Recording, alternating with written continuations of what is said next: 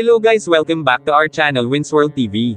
Masama nga rito ang loob ng big time promoter na si Bob Arum kay Naoya Inoue, dahil sa nalalapit na laban ni Naoya Inoue kontra sa ating kababayan na si Marlon Tapales.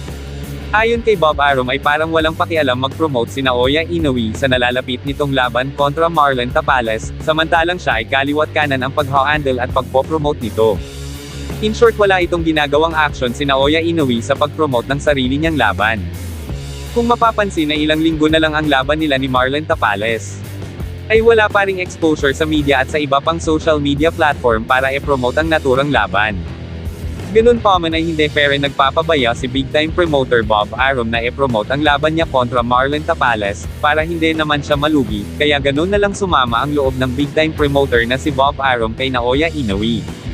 Nakikita kasi ni big time promoter na si Bob Arum na walang pakialam si Naoya Inoue kung kumita man o hindi ang laban niya kontra Marlon Tapales. Ayon sa balita ay wala pang araw kinikita si big time promoter na si Bob Arum sa mga naging laban ng halimaw ng Japan na si Naoya Inoue.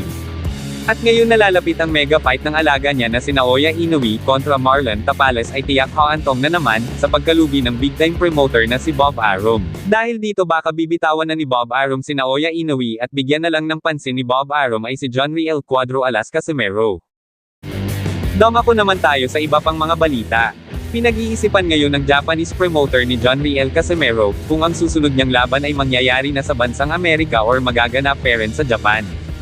Dahil plano na ng Japanese promoter ni John Riel Casimero na doon siya magsasanay, ngunit bago siya lumipad ng Amerika ay ikukumpirma muna kung sino ang magiging kalaban niya.